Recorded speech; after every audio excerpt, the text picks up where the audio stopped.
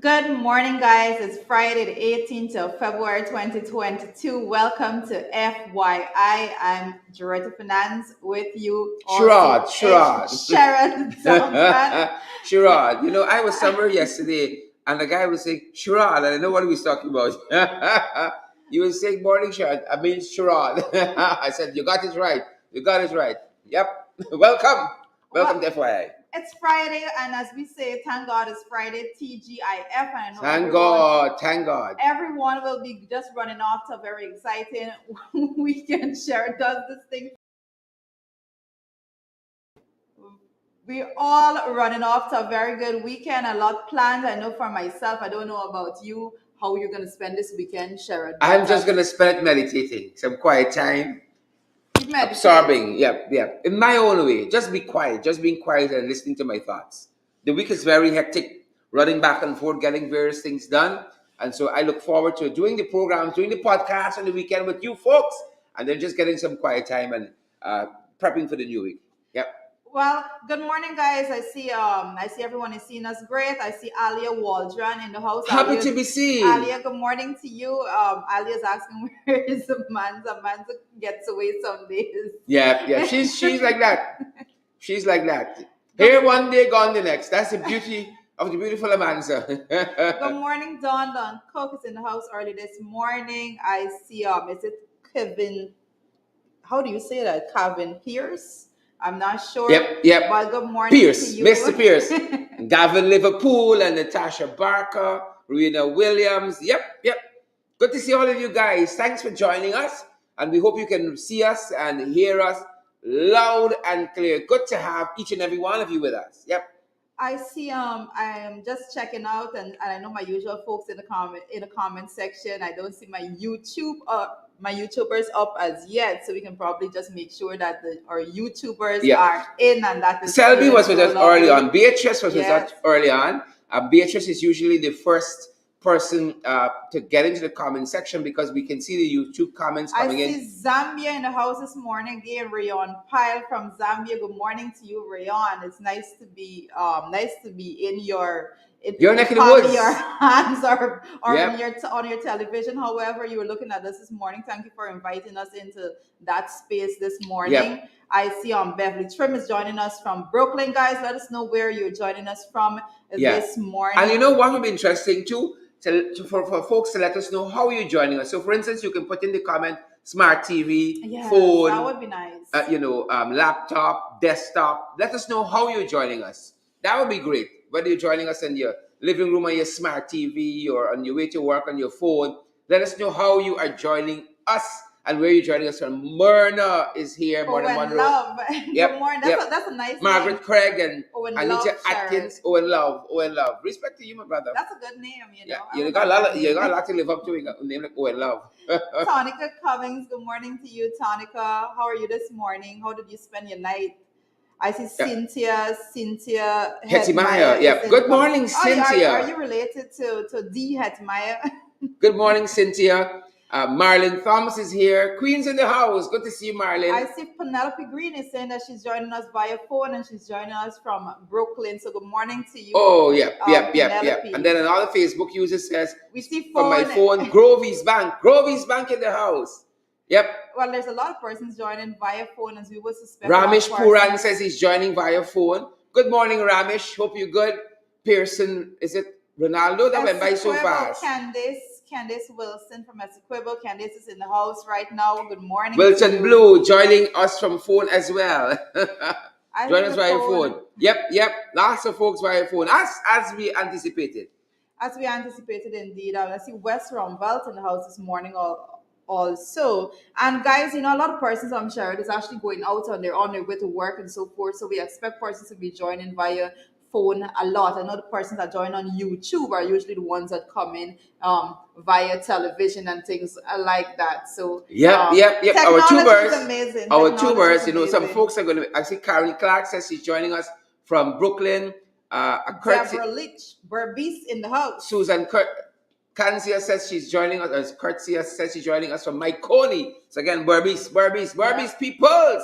Respect and manners to Berbice. Berbice girl can change your life. Well, I was just did wonders to me. I about did to say, wonders for me, folks. Did wonders for me. Sharon has a lot to be thankful to Barbies for. Yep. Oh, a lot of Barbies. Ron Raphael, Cecile Ogle, and Yvonne Hines, Deshaun Alexander. Guys, we're so happy and we're so privileged that you guys have chosen to be here with us this morning. And sure, as you locked and loaded, hundreds of you are joining us this morning, including Raymond Ryan from Sparkle City, South Carolina. Respected man as Raman. Well, we see someone joining from college. I'm not sure which college that person is joining from, but it's nice to see the academia out and about this morning. Raymond, how was work?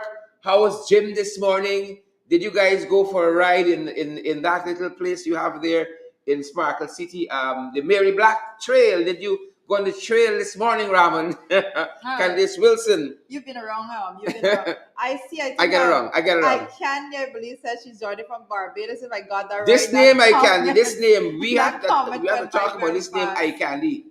But I Candy told us the other morning when we brought up this name, I Candy. That is not about. Send a photo, yes, but then there was a caveat. I Candy says it's not about the outward appearance. No, don't do that to yourself. That's sending a message.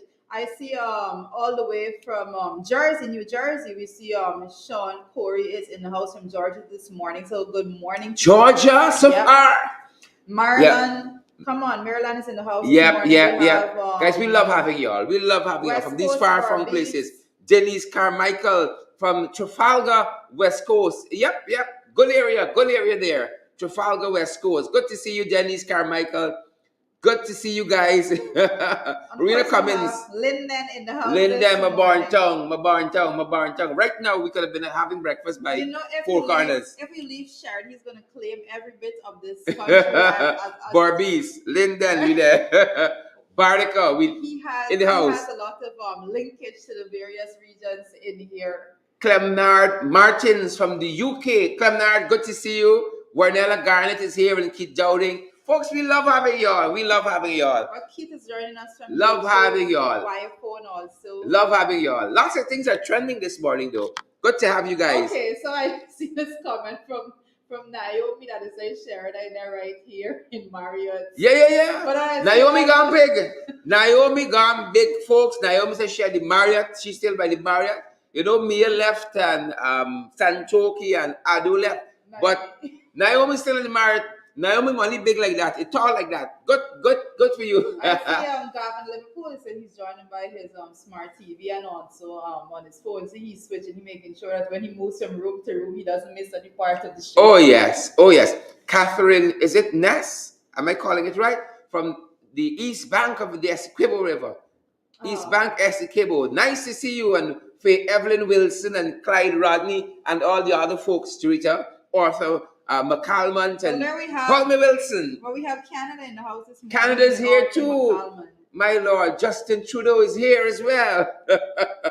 Rachel Wolford from Albertown. Albertown. Same thing.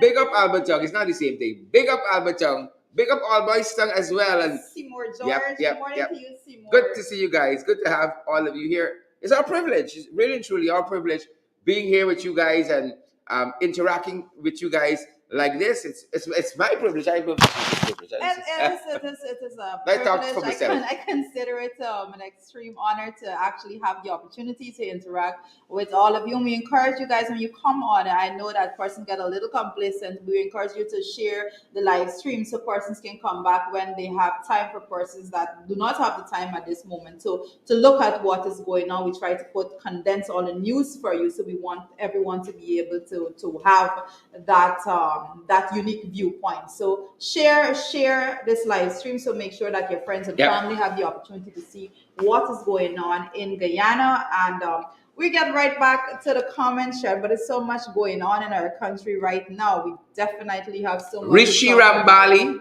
is there. Divine Smith. So Owen said that he's joining from Souville. Ariel Hector. Souville. Shout out to Souville. Shout out to folks from Souville. Christine Jones is here, and is it Rollin Stevens, guys? Respect and manners to all of you. Good morning. For those who are now joining, welcome. There's someone joining from iFloods. Reporting from the college. Roland Stephen says he's joining from iFlood. Christine is saying, I'm not hearing you guys calling. Let them. Sorry. Let them. Apologies. Let them. We jealous y'all because y'all had beer recently. Let them in the house. Good to see you guys. Lennox is joining us from YouTube. Lennox is Sheldon Wilson say Ian. Welcome, Sheldon. Well, Lennox is coming all the way from you see Germany. So we have Germany. Germany's here too. Respect to Angela Merkel and the new chancellor and all the folks in Germany. You know, Chinese all over the world, you know. That's why I like all over the world. I love this, we are. This segment. And the others who are non-Chinese watching us too. I love it. I love this segment. Yeah. Good to see you guys. Marilyn Thomas says pace and power. I see someone joining us from Hertfordshire. Mia Miller. Hertfordshire is where? Is that locally or is that some part of Great Britain? Hertfordshire. I haven't heard of it. It could be one and the same too, because lots of these names, you know, we were once ruled by the British, so it wouldn't be far out. Paul Henriquez is here. Robin Allen Barnwell, Wazir Hazatali, Wazir Hazatali. Lots of folks, guys. Trinidad, UK, Queens. Everybody here. Welcome to breakfast, guys. It's lovely. And we say share the live stream like welcome to breakfast. And we want to see those emojis. We see a couple emojis. Like y'all vexed this morning. Like y'all vexed. Good to see you guys. It's Friday. Good to be here with you. We hope that you guys are fired up. You're ready to go. Ready to take on the weekend. Whatever form it comes in. Well, weekend is coming in a whole lot of different form. We see a lot of change in persons in their whole actions out and about. The curfew has been officially removed, so we don't have that 12 to 4 period anymore. So if you go on the road anytime between those hours, you see persons on the road, and you don't want to remove the curfew. What goes on? Persons are automatically believe that curfew is removed, so we can collect ourselves in tight groups. Yeah, you see it on the seawalls, you see it all over. You know, people congregate and people are having fun, which is good. But remember all of the precautions. Warren is saying that Monday is a U.S. holiday. I need to check into that. I'm not Monday. What date is Monday? What US holiday is it? What holiday, Warren? Please, pray tell. Folks, lots of stuff trending that we want to share with you. You know, y'all are locked in. Y'all are locked into the program. But we want you guys to smash that emoji button. And the hundreds of you who are watching us, we want you guys to share the program as well. We want other folks to receive what we call valid and credible information. But there's someone that says President Day. Oh, that's President's Day is Monday. Well, we don't celebrate it here. Moving on. Moving on. Warren, we don't celebrate that here. Please and thank you. Right? President's Day. Well, good job to you guys and all your presidents and so forth. That being said, lots of information, Drita. There's so much going on right about now, Sheba. I'm giving her cue for us to get it. he's giving my cue for us to get out of the comments because we will remain here. Yeah, giving shout out to folks like Volney Wilson and Maureen Chichester Paul, Robert Pops Archer, Warren. Warren Figueroa says it's President Day and they're celebrating everybody but Trump. That's in the comments. Everybody except Trump. Well, Happy President's Day to all except Trump. I'm glad I don't have to comment on Shade, Warren, shade, Warren, shade. But I actually want we spoke just now about persons going out and with the COVID with that curfew being relaxed, that measure being relaxed now. We also saw that there was an announcement by the Ministry of Health, none other than the Minister of Health, saying that they have approved testing kits for persons to we coming there. Home, we are coming there. We coming there. You know what happened? Jump the money trend like by five places. Shared, you know, shared is on a different. You know, but closer to where Warren is. I see Rishi Prasad. Is it Rishi Rambali is here? Good to see you, Rishi. But closer to where folks like Warren is, the Twitter CEO announced recently that he's going on a 3 months paternity leave. Warren, did you go on a paternity leave for any of your kids.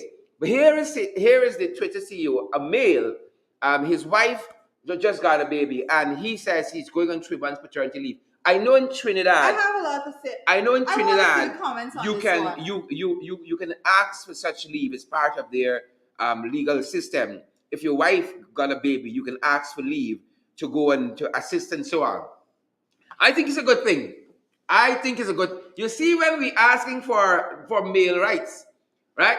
Where where the guys have us this morning, right? You asking for men's rights, for women's rights, and so on. You see, when men are asking for the rights, here how do we to come in? Hear it now. I got a different take on this. I never Hear said that? no. Said it. That's the blue. That's the blue. What do you say to that? All right, so let me put it like this. For years, we have been talking about men not playing the role that we want them to play in the lives of their children. I said if you like a barrier. For years, we've been speaking about this, and what I can say is that for me personally, and I can go, I share stuff, and I can go advocate for this on my own if I so wish, because I personally believe that it's absolutely necessary for men to have that time to spend that family time. You sound as though you're Now, advocating for John Doe. what I can say is that it should be. Hold on. When we talk about There comes. Folks, y'all know by now, Twitter has an other half. We've never seen the fella. Like he's only come out nighttime. So we have dubbed him John Doe. So it sounds as though she's advocating for John Doe.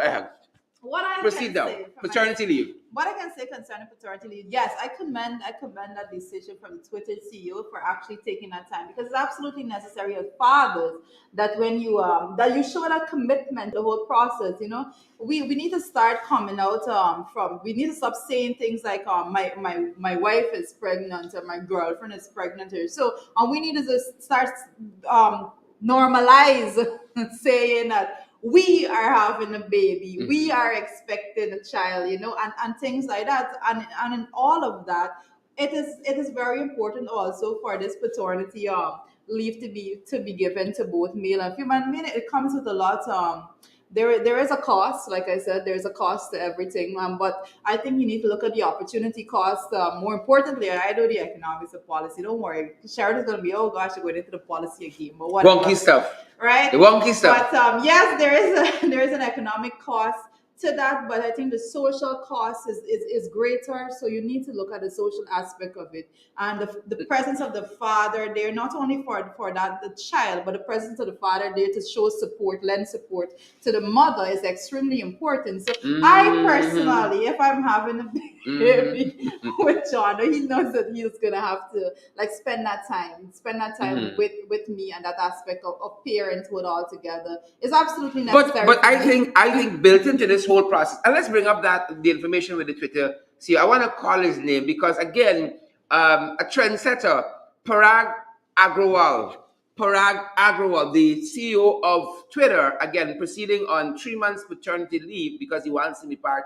of this process, and we commend that. We say kudos, and everybody should have a right. Every male, especially, should have a right because it's such an integral process.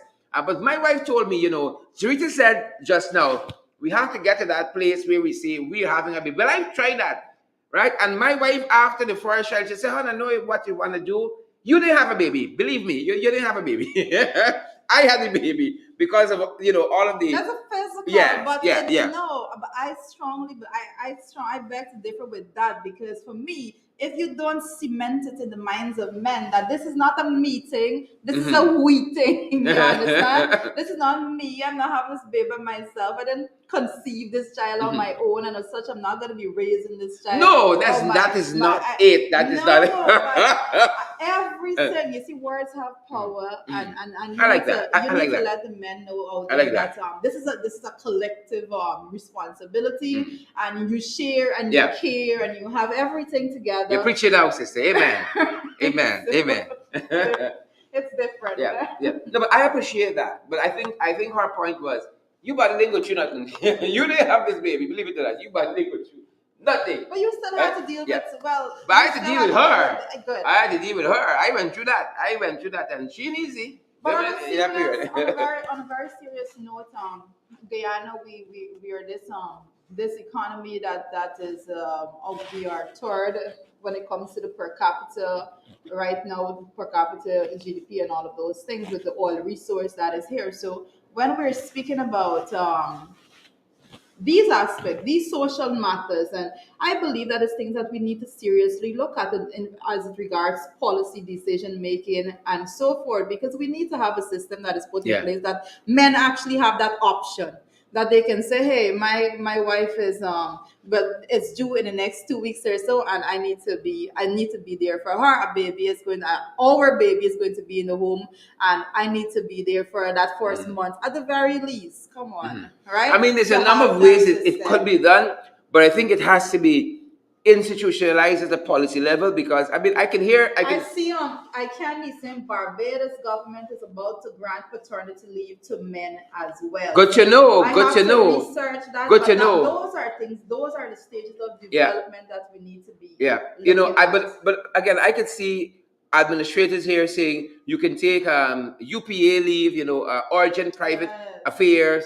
You can take no pay leave and all that. But that's why we're saying it has to be something that perhaps is institutionalized. No, you have to, again, I say words have power. It has to be paternity leave for men. That's what it has to be. Let the man know that he is going home because he wants to be with his Truth, I'm bringing a lot of energy to this subject here. A lot of energy. Go right ahead. Women are advocating on behalf of us. Come on. John, I hope you're hearing, boy. I hope you're hearing. Serious with this thing. Serious. But moving on, guys, we have another issue on the international front we think you ought to know about. FYI is the fact that there's been some breakthrough with HIV/AIDS, and we know that pandemic has really took a lot of lives, millions of lives since its advent in the early 80s. HIV/AIDS and the Ball Alert. We picked this up from yesterday. This news site called Ball Alert reported that a woman has been cured from HIV/AIDS through a transplant using umbilical cord blood. And from the notation that we have at the other end says it's a very risky operation. They did see the woman recover fully. She even had cancer to boot with that, and there's both remission for cancer and this HIV/AIDS. But the tricky thing here is that the doctors are saying for this to work, this getting the blood from the umbilical cord and all that, you would have to have both cancer and HIV at the same time, because the procedure is so risky to your life. So they're really trying to refine that process. But again, we are on the road to somewhere. Well, I look when it comes to these specific matters. When it comes to these matters, I'm a little conspiracy theorist. Nevertheless, I try to keep myself in tune with the technology that is around, and the science, and yes, the science that is linked to such. And I know that medicine altogether, we have gone a very long way in pharmaceuticals and all of those things throughout the world. So I expect no least than cure for HIV and such things coming forward. Billions and billions of US dollars have been injected into these studies and research labs and so forth to make sure that that a cure is found for some of these things. But sometimes I think that when you look at the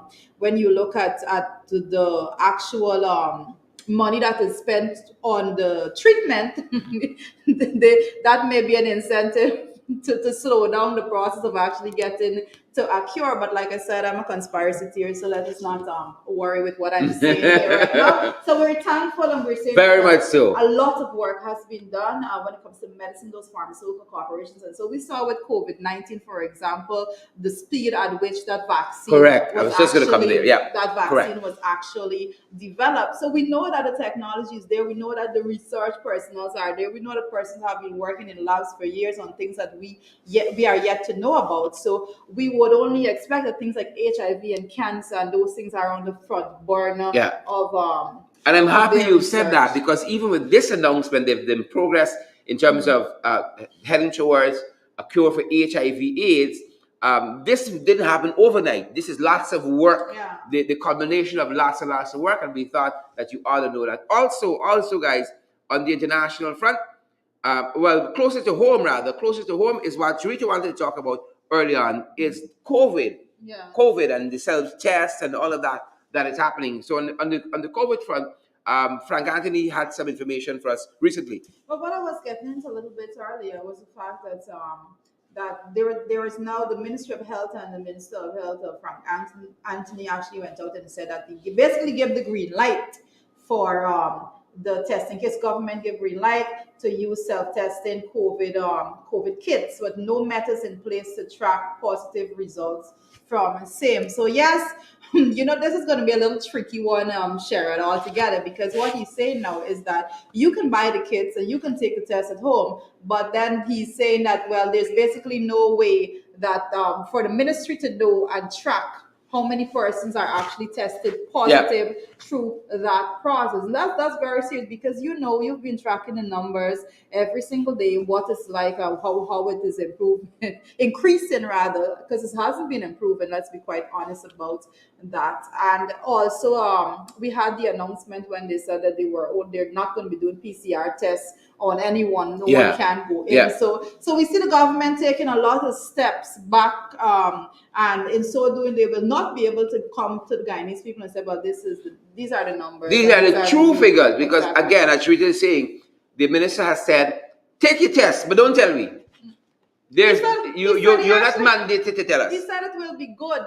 It'll be good. It would be good if you gave us a feedback. Don't tell me. He was basically saying that if you take a positive test, then you will come to. And if you take a test and it's positive, then you can go to the clinic or whatever and take another test to make sure.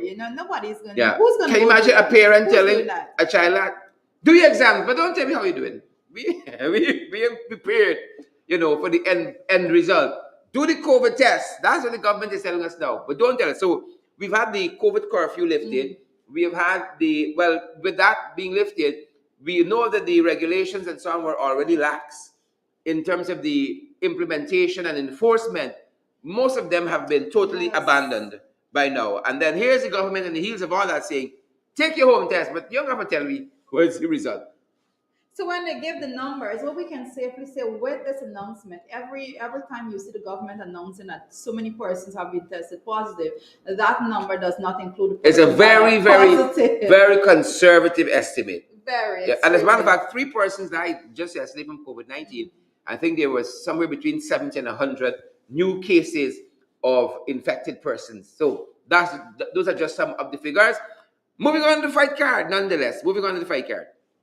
Well, shall we have with that? I want to actually mention it's our fight card with the COVID with that announcement. I want to also talk about the fact that with Mashimani coming next week, there was another announcement saying that 3,000 to the capacity of 3,000 persons will be able to attend these events for Mashimani in the coming days. And mind you that they're saying only fully vaccinated persons. These 3,000 persons should be fully vaccinated. This is coming from the same news media that has been reporting throughout that there are so many fake vaccination cards and this is coming also. And persons we always have this impression that once you're vaccinated you don't spread it. And I keep saying that once you cluster persons together, among those 3 persons, let's just assume for argument's sake that 3,000 persons that are indeed fully vaccinated and did not buy the card or whatever is actually going to these events. At some point in time, there will be persons there that are COVID-19 positive.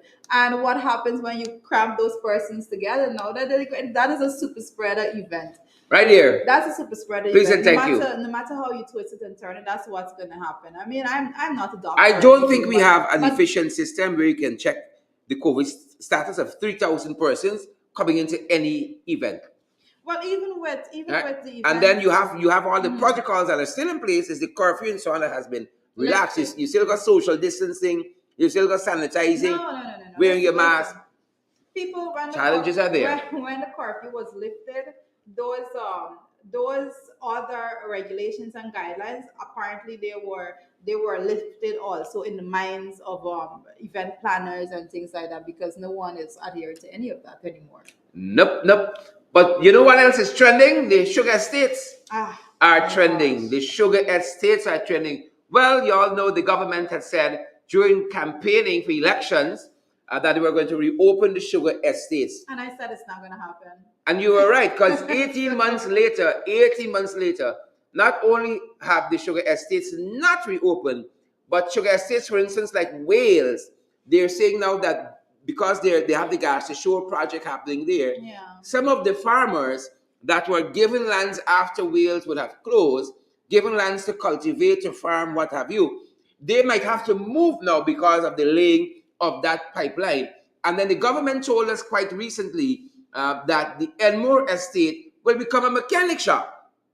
Yes. So they campaigned on they're gonna open, they say Apnu AFC, them boys the wrong, we gonna come vote for us, open back the sugar estate. They said they're gonna renegotiate the contract too. We're gonna open back the sugar estates, but they're now using the sugar terminals to ship out rice. And now every indication is that Wales not gonna open back, Elmo not gonna open back, because again, they are repurposing these former sugar estates. Yep. So much for promises, guys. So much for promises. No, this is a very sensitive discussion that we've been having in this country for years. Years go, years come. We've been having discussions on sugar, but I continue to say that you should not have it in such a situation that you just have it like a political football, basically, like people refer to that situation. We don't want to get into that aspect of it, but the fact remains that they said that they would have been opening back all of these estates, and now we're seeing that they're going in the opposite direction. What is the opposite direction? They are moving the persons that were given lands now because of pipelines need to be run. I dare say that had anyone else done that, it would have been chaos in the streets. Oh my God, you can't do this. But now we are peaceful people. Now they are sitting in the seats. We see them going down that line because they see that as a more developmental pathway. So those persons now are not being seen as they projected them to be before, as the most important people. And I dare say, I keep saying all the time that our human resource, most important resource, and we need to treat persons with dignity and respect. You can't just go making those decisions. That was done, mind you, I know, without any consultation or anything like that. But I'm yet to be told of any consultation process that was done with that. So again, I so said that much for the promises of the government. They said, but that's just one, right? Workers can get 50% raise. We have video evidence of that, thankfully. What was supposed to be real and truly was 50 minus, 47 point how much? No, 43%. Yes. 50 minus 43. That was going to be the raise, because it was 7% thus far. And then they said, for education, still waiting, 40,000 old age pension. Oh, come on. Still waiting. No, but the thing is about those promises, especially when it comes to the 50% increase raise, because that was something that was spoken about in the National Assembly. No other than your finale had stood up in the National Assembly and said that persons were and they demand the 50% increase in wages and salary for Guyanese. Mind you, this was with in budget without oil resources. And now we have those resources and we have the budget over $500 billion, then those words are suddenly forgotten. But thankfully for technology, we have preserved we have preserved those words. Thankfully. So that's what's happening on that front. That's what's trending. Again, they're not going to reopen the sugar estate at Wales. That's a foregone conclusion. They're not going to reopen any of the and then Elmore, clear signal they're not opening Elmore. And so the sugar workers are now being left, hands open. And that's why we saw lots of money being given out. They were cushioning them for said things coming. Or rather, nothing is coming in the case of Elmore and both Wales. Wow. And as Judith is saying, they're not going to be reopened, because we understand. It's only an caring government. We want to tell people the truth about where sugar is going on the world market. Well, they know, and we have been explaining to persons. If even you go and look and listen to the even the projections of the finance minister, you will see that he has projected less again, and the production target has dwindled significantly again, because they know that it's not going to get better. They know that it's going to get worse, but yet they come to the people and they blatantly lie, and they say, well, this is what's going to happen. We're going to go in and we're going to do more, and it's going to get better, and we're going to reopen. And at the end of the day, they are 100% sure that that is not going to happen. They know what is going on. If you're going to think futuristic, it doesn't make sense. And if dare I say, the more they talk about technology within the system and within the industry, the more use of technology, the less labor is required. The less persons, let me just put it up like this, the more they invest in the mechanization, bringing in machine and all of those fancy technology into the sugar industry, the less they will require that physical labor to go out there and to do the actual work. It's so wonky. It's so wonky. Yep. Yes, I get into the technical So wonky. aspects a whole lot.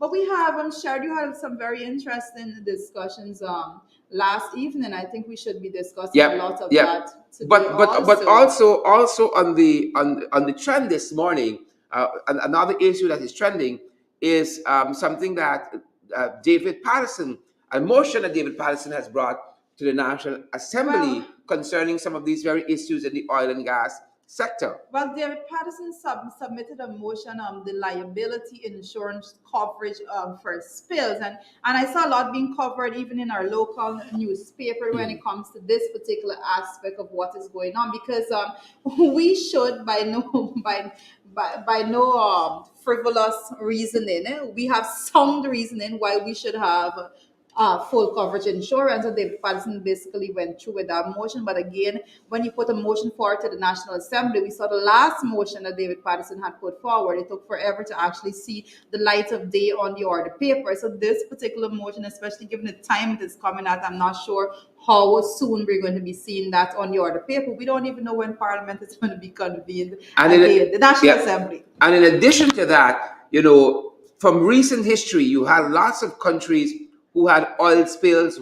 About 2 weeks ago, you had that African country and off their coast, an oil tanker, 60,000 barrels of oil exploded there, spewing that oil into the ocean. And so this is what we're trying to look down the road and see, just in case that the monies we're putting up as a country for our people, or should be putting up for projects that we want to do and for future generations as well. We don't have to dip into that to go cleaning up an oil disaster.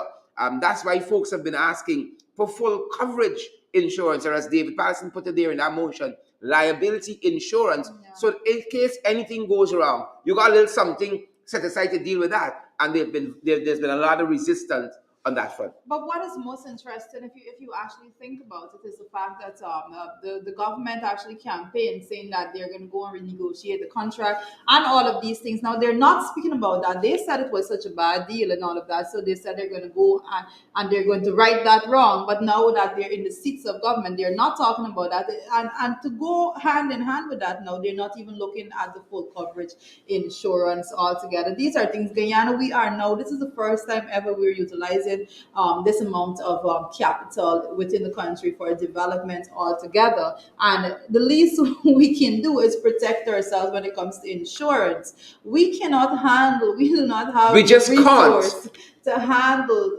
any such calamities or disasters. No. We don't. No. Let us be quite honest. And this should actually be a non-issue. It should be a foregone conclusion, Yes. a no-brainer that we need to be Something- fully insured. But a no-brainer should have been also that the 9 billion wrapped up in pre-costs should have also been audited. But the government seemed no more inclined to audit the $9 billion that Exxon said they spend to get production going. They're no closer to doing that, as they're no closer also to pushing Exxon to go full coverage insurance just in case anything should happen down the line. And you know what else has been lingering? Not only the deficiencies in these oil arrangements, but also Sugate.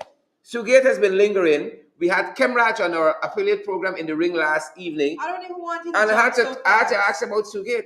I don't want I'm running ahead, sorry. Yeah. Sharon is running ahead Running right ahead, about now running because ahead. we're talking about all of these matters and things that should actually be at the level of the National Assembly. We spoke about the David Patterson motion and the fact that we don't know when it's going to see the light of day. But while we're on Parliament, I also want to speak about the fact that I see the Human Rights Association actually called for they actually was speaking up against the matter with Oh. Nigel Darmlal and that comment and that I don't want to run ahead here comment at all. Slow down, slow down, slow down. and that comment as well. So we definitely need to be looking at Yep, and what this is was and said. this I think is Mike McCormack from the Human Rights Association of Guyana. Yes. So it said it speaks volume about the status of women in Guyana, and other MPs have not called for Mr. Darren Lal to be seriously disciplined, up to and including dismissal from Parliament, right? And that's what he's saying. He's basically saying that he expects more to be said.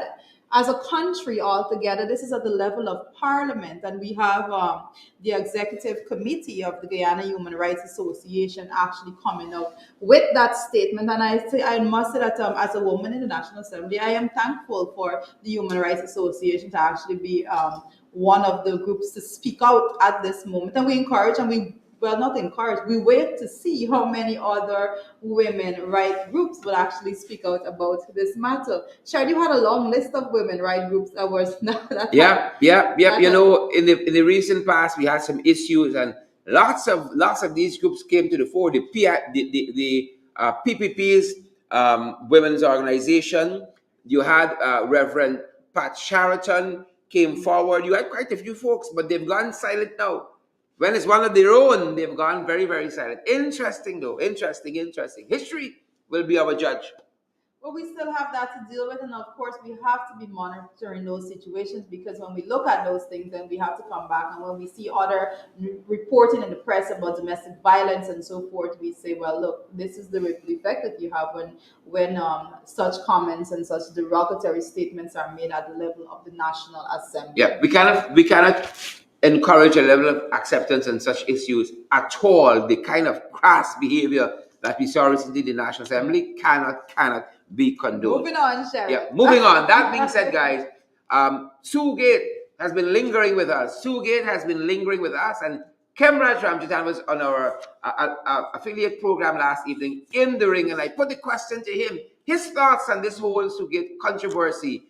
Is there more to come? He seemed to think, Kemraj, the leader of the Alliance for Change and member of Parliament, seem to think that there's more to come on this Sue Gate issue. And I think we have some of that interaction with Kemraj last evening on the program, on our affiliate program in the ring. Take a listen. Mr. Jagdeo performed very badly. If he was in front of a jury and the jury had to make up its mind, I think the most negative of minds, they would have, the conclusions would have come up with the most negative things about that. The stuttering and, you know, he really susui pans the body. And it is terrible. And here it is, you got information from a very important media house, Vice Media, I think, and the girl was Yes. important. They call her what a long documentary Journalist, yeah, correct. yeah, and very sound, beautiful questioning. She is an expert in cross-examining. If she was an attorney, that would have been an excellent piece, and she managed to get it out of him, and that is the reaction.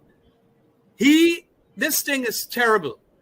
And the opposition certainly are going to ask for a police investigation into these serious allegations that have come out in the public. I am going to await also when that girl is going to bring out her documentary, because I am absolutely certain that she would have had Sue on video or audio saying all the things that she put to Jagdeo. You know? Yep. That's Kemraj Ramjitan, leader of the Alliance for Change, and our colleague, member of Parliament, as well, saying that, you know, Jack didn't look too nice in that interview at all. And I also put a question to him whether he felt that, you know, there was veracity to those allegations. He said yes, knowing the fella. There's veracity to those arguments, and he says also he believes there's more to come. There's more to come. The Well, tips. well, most definitely, and I want to remind persons that the young lady that actually Isabella Young, she's a journalist, of course, and that, but she works with the documentary on Showtime.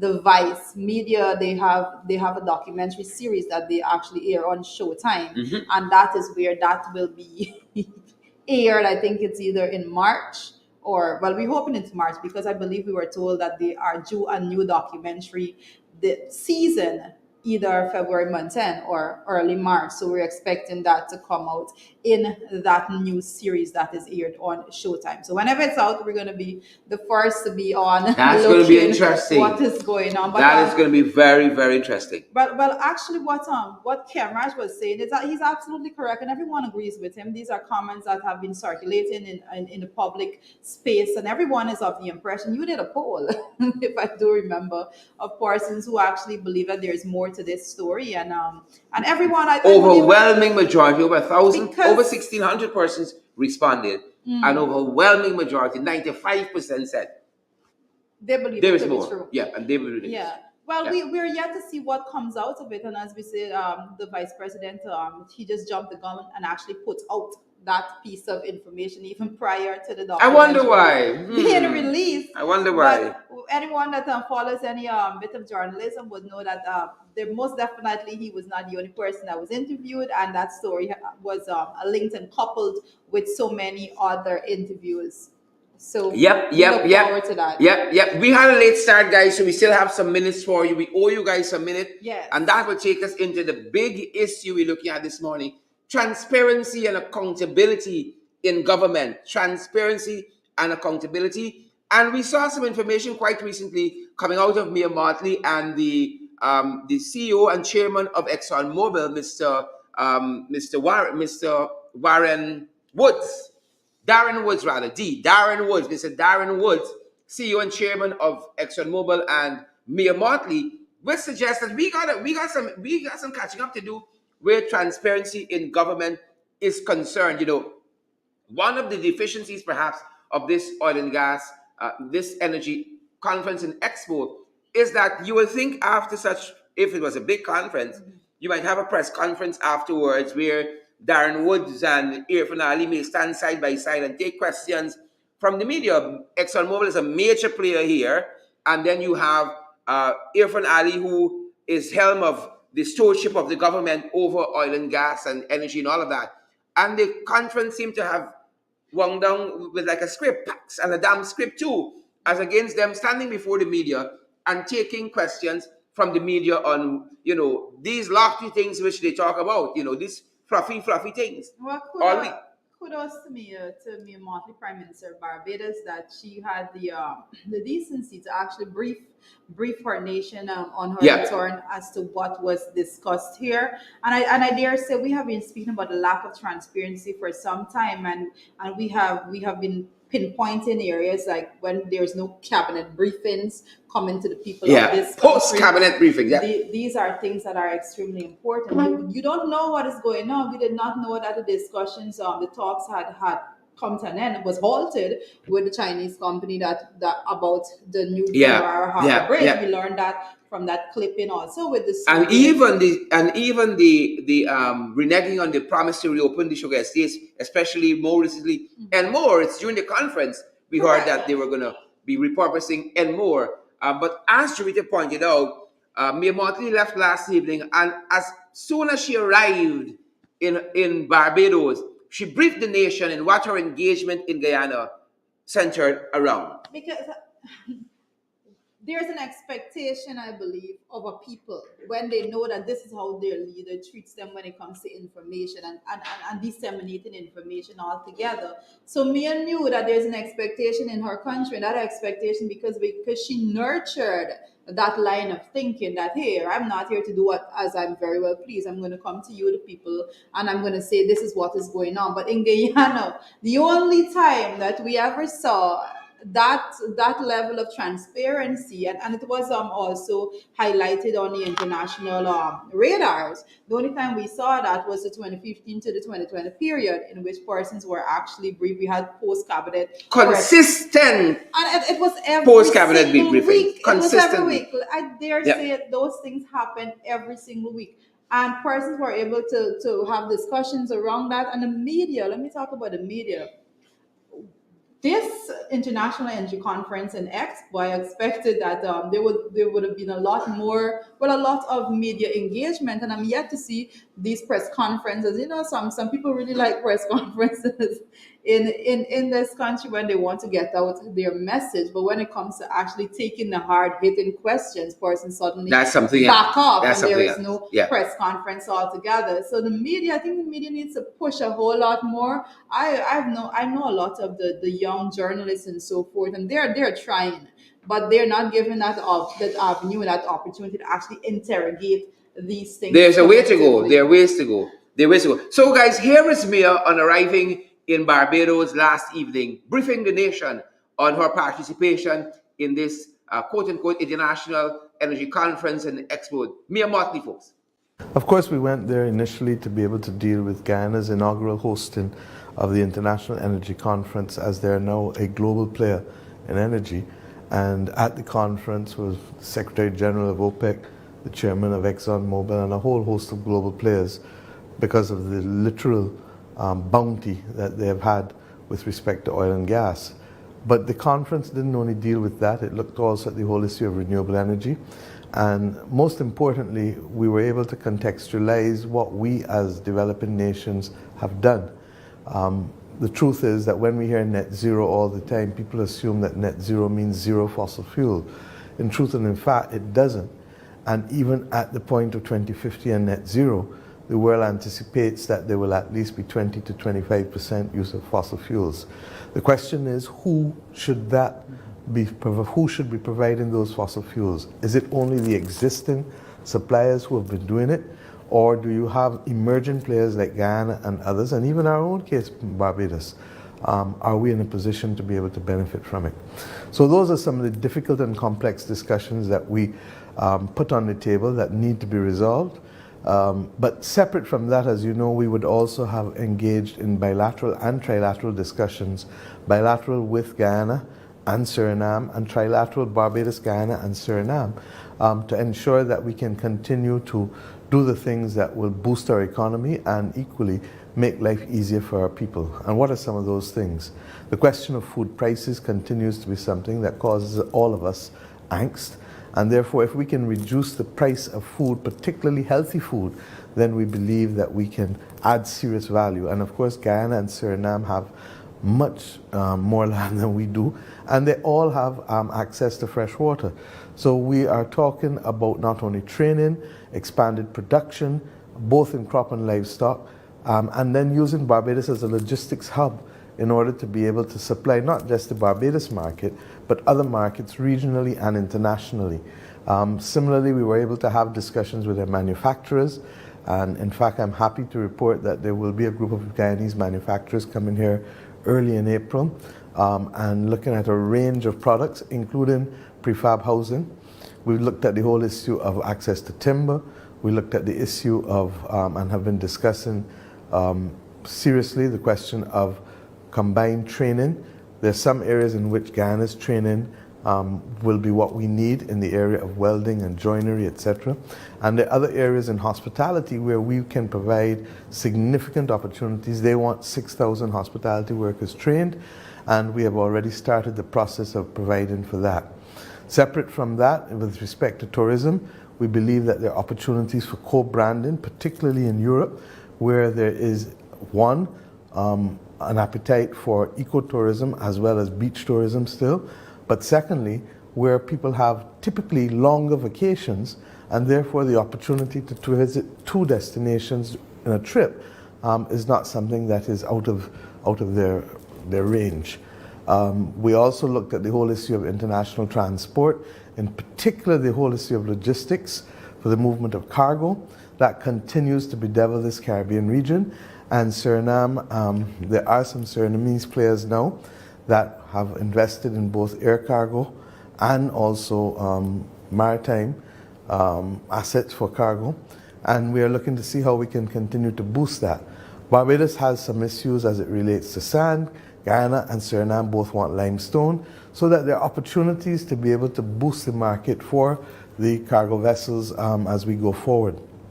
In addition to that, we discussed the question of how do we get the whole issue of reducing the cost of air travel between our countries, because once people start moving, they're going to find the opportunities that governments haven't even thought about. And I believe that therefore is also going to be one of the things you'll see significant progress on over the course of the next few weeks. With respect to the issue of security, we confirmed Guyana will be coming on as a member of the regional security system. That is a significant impetus for us in the Southern Caribbean. Guyana's military is long established and is well equipped, and therefore the ability to have another anchor in the regional security system, the ability to have another anchor within the regional security system is something that will enhance the ability of the RSS not only to respond to national security issues, but in particular as we get ready to go into the hurricane season, again, natural disaster events that may take place in the region. Ironically, I'm told that here in Barbados we had a little weather incident last night that knocked out power in a number of parishes, particularly those on the East Coast, and that in Trinidad I'm being told too that they also had a significant displacement of power as a result of those similar events. And when we talk about the climate crisis, these are the things that we are clearly referring to. In the issue of mining and quarrying, I spoke just now about sand, their need also for limestone. And in the case of Guyana and Suriname, both in fact now take cement from Barbados periodically, and we expect that will continue. The truth is that over the course of the next few weeks, you're going to be hearing a lot more from us on the initiatives taken between Barbados, Guyana, and Suriname. There are other matters that we discussed of mutual benefit to us, and I look forward to being able to welcome Guyanese businessmen up here. There was a significant contingent of Barbadian businessmen who went down with us, and they too have reported that the talks and discussions went exceedingly well for them, and they anticipate that the future can be bright in terms of a renewal of this relationship, particularly in the post-COVID environment where everyone is looking for new opportunities to be able to build back up the volume of economic activity that obviously was displaced over the course of the last 2 years. Yep. There you have it. There you have it, guys. Mia Motley, Prime Minister of Barbados. Quite amazing, guys. As you come on, as persons that are now joining us, I see a lot of persons have just joined, and I encourage persons to share the live stream as we continue this morning's discussion. Make sure you share. Don't keep the information all by yourself. Make sure you share it, and other persons are coming on right now will have an opportunity to hundreds of to you watching, but some on. of y'all haven't shared as yet, you know. Y'all come and eat by the table and drink with tea. Y'all can't even say thanks. Say thanks by sharing the live stream and smashing the emoji button. What we just looked at is quite amazing, and it's very impressive to look at. The Barbados Prime Minister just went back home, and there she is, and Guyanese are locked into what she's saying. You know why? Because it's the first time Guyana is actually having commentary coming as to what was discussed at this energy conference. This is the Guyana hosted the International Energy Conference and Expo, and we are locked into what Mia Motley is saying, because our leaders are yet to come and say, and these you know what? are the things that were discussed. Mark our words. Mark our embarrassing. words here. Now, if I'm going to run into the press conference. This is super embarrassing. After the conference, you run into the press conference about the press conference. When you could have had the backdrop of the press of this energy conference and expo, and him articulating the very same issues. 6 minutes of your time, and Mia Motley of Barbados has articulated a range of issues. She has been in discussion with her Guyanese counterpart in the private sector about a range of issues. The conference has concluded. We haven't heard the same level of thinking or the same breadth of knowledge and so forth on these very issues from our own leaders locally. Why is that? We understand the fluffy stuff. But now it's the nuts and bolts. How we gonna move this process forward? And immediately, landing in Barbados last evening, Mayor Martin engages the media with members of her government's leadership there, and she's talking to the Barbadian people of why she went to Guyana and what she's come back with. And we see some of the comments. They all in the comment section, I see somebody say, we will give Barbados 1 million barrels of oil. Give us Mia as the leader. Give us Mia as our leader. But her interest in her people, you can say what you want about Mia, her interest in her people and the level of governance that she actually oversees. It's amazing. We have to give credit where credit is due. Mia came here, like I'm saying, how should we feel as Guyanese? We just hosted this International Energy Conference and Expo.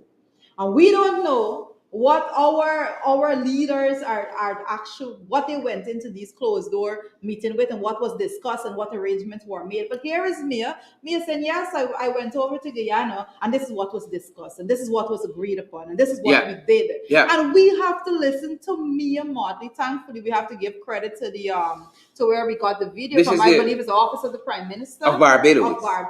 Actually released that video footage. So credit to them. We have to go now to that page as Guyanese to listen to what was discussed. What Barbados got out of the process. Guyana and Barbados. Interesting. We have to go but there. With that, our big issue, as we said, we're looking at both Mia Motley for our big issue.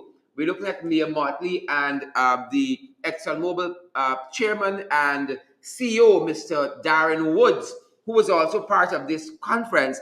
And we're picking up some information out of the Kaichon News, which is suggesting, again, like we are suggesting here, that there is no transparency and that ExxonMobil was running from actually answering questions at this conference, answering questions directly from the media. One part of an article in Kaichon News reads thus: since the open door session of the 4-day International Energy Conference on Thursday ended with ExxonMobil Guyana President Alistair Rutledge evading burning pertinent questions pertinent to the local oil and gas sector. It must be noted that yesterday was the final day of public discussions at the Marriott Hotel in Georgetown and wound up with a panel discussion between the Natural Resources Minister Vikram Bharat and the ExxonMobil President. Although a question and answer segment was on the day's agenda, the critical components of the conference were skipped as the host went straight into vote of thanks, ending the session. I actually was looking at that discussion. I'm going to be going through it with a fine-tooth comb as we did the speeches from the world leaders at Greystar Shores. And I did pick up, and we had I can't remember the name of the third guy on the panel. We had Vikram Bharat, we had the CEO of Exxon, and I can't remember the name of the other guy, but he was actually I believe a professor from Harvard University. I believe I'm correct about that. But he was asking some tough questions, and he was asking the real questions, and you can see the evasion of those questions by the CEO of Exxon, and rightly so that he's there and he has his interest to protect. But there we had none other than Vikram Bharat sitting there, actually giving no bit of clarity to the people of Guyana, just giving general coverall statements about projects and so forth, and not being able to link directly how Guyanese are going to be benefiting from these projects. That's where we are. And again, all this is part of transparency. You see, when we talk about fluff, this is a government that love to come out and talk about transparency. We believe in good governance and we believe in all of these fluffy stuff. But the getting down and to practice, the practice of it. The EITI, right? It's quite different. The practice of it, as we saw in last of the comment, we had to learn from Mia Motley yet again, some of what transpired at the conference. And here again, for our part, right, the transparency aspect, to see, for instance, the president of ExxonMobil Guyana, Mr. Rutledge, and perhaps the president of ExxonMobil CEO and chairman, Mr. Woods, give a press conference side by side with Mr. Ali and taking questions. Why are we evading questions? This oil belongs to the Guyanese people. Not so. But it's not being treated as such. And one, one of the things I was listening to when Mia was speaking is the fact that in the middle of our briefing on what was going on, what was done and what was discussed at the conference here in Guyana, she went right back to issue at home. She said, well, she just got here, but she learned that there was this blackout, big issue because of in the middle of all of that. Yes, you're out in a different country. You're discussing the interests of Barbados and how Barbados can actually come on board and benefit from this process as well. And Mia is concerned with the blackout. I'm telling you, Sharon, we are yet In to Barbados. hear at any point in time the leadership, the current government actually coming out and be concerned with what is going on with the people and how these things are affecting the people. You just mentioned what is going on with the pipelines being run and persons have to be displaced from the lands that they were given. And all of those little things, lack of transparency in our country is nothing new. It's nothing new. We are used to it, and I say this over and over. We live in a country in which it is second nature to have no transparency at this point in time. We had a period of 5 years in which we greatly benefited when it comes to transparency, and that is the truth. International records and rankings show that it was clear. Now we are back to that system again, pre 2015, in which there is no transparency again. And what happened? Guyanese have the mentality to go back to what? Oh, well, we're used to this, so it is what it is. We cannot just be accepting it. We are having resources that we never had before. We need to demand that level of transparency. We have to continue to speak out against it. Actions need to be had against it, and persons are out there and they know that they deserve more. Yep. Agreed. And folks, you know what?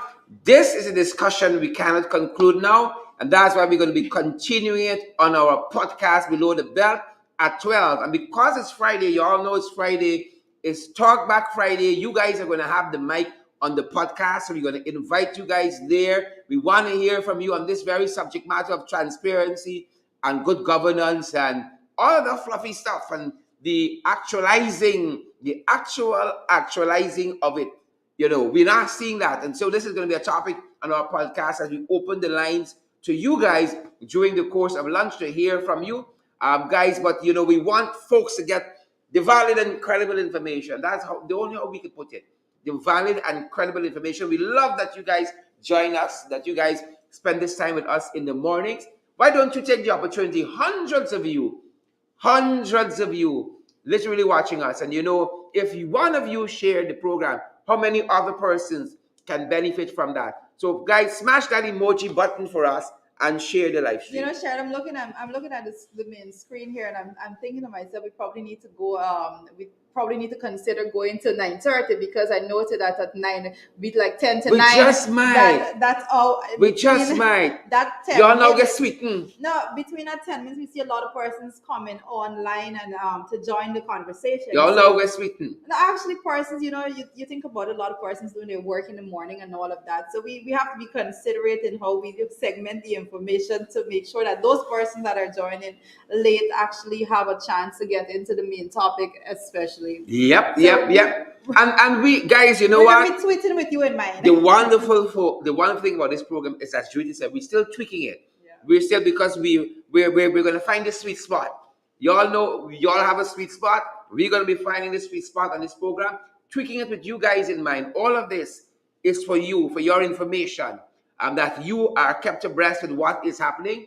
And again, it's not important for us just to come here and to have 1,000 or 2,000 or 3,000 people look at us. It's for you guys to be informed that you can make better decisions, for you to be informed, and that not only that you can inform others. If all of us congregate here, we listen to the information, but we do nothing afterwards, what good is that? Yep. Right? What we just having a line. And so part of your being active and engaging, and part of us engaging you, is that we share the live stream and that we smash that emoji. But when you share, that information gets into your timeline. Other persons on your friends list get a chance to see the program as well. And that is why we say share the program, and as well, we can discuss it in your office. Discuss what we've said here. Leave your comments as well. We come back. I know Charita does this religiously. Go through the comments, try to respond to folks as well. I try to do. some of I it too. I do go through the comments and try to respond to folks, but then sometimes I see some comments, right? And then I have to go to the profile, and I'm like, oh, this person created this profile the 13th of February. This was a specifically created troll profile for the trolls. for this Shout program. out to you guys. So we don't respond to the trolls, but persons that actually have valid questions. If you leave your questions, we will be aiming at addressing some of those concerns in the upcoming program. So if you have concerns, that anything that was shared on the program today, that you have a question that you may want to be answered, we can answer on Monday's program. Just leave that comment. We're going to go through it and we're going to get to you. I just want to make note of some of the comments that I see coming up right now. We see someone joining us that just got in from work, and this is life. We have persons that are now going in from the night shift. So to all those persons, thank you for joining, even though that I know those persons are tremendously tired. Yeah. So we have a lot of work to do. Good to see you guys. Good to have you guys here. And guys, the other aspect we want to encourage you to do is to partner with us, which means giving us some money so that we can continue to do this. We can't put it any other way. Partnering is a very nice way, a fluffy way of saying, help us to continue doing this.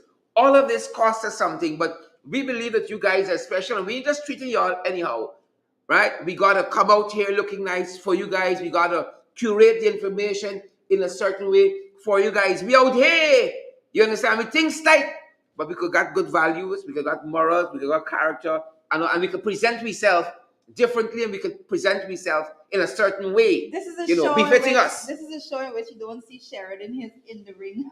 Not all the time. And sometimes it seeps in. And I got my ego. I can bring the bell in the morning. Ping, ping, ping, ping. I can bring the bell in the morning. So, guys, there's several ways in which you can help us to move forward. We got several platforms in which you can contribute to our program.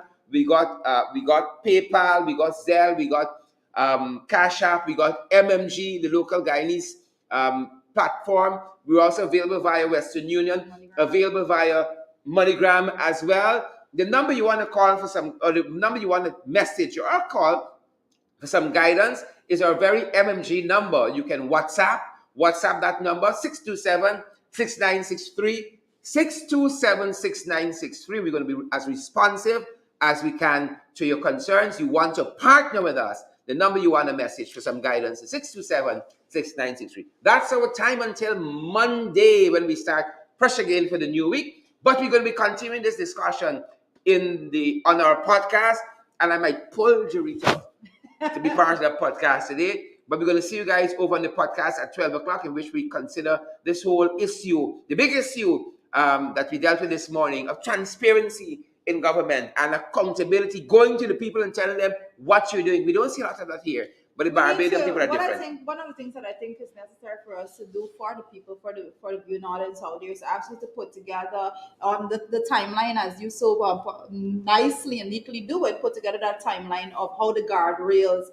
have been broken down and how transparency has been evaded throughout the course of from August of 2020 to now. And it's very interesting to see everything that was done to actually remove every aspect of transparency from everything. We spoke about even the natural resource fund bill that came to the National Assembly and how they remove every aspect of transparency from there. So definitely, Sharon, you need to get into that a whole lot more. But guys, this is our time.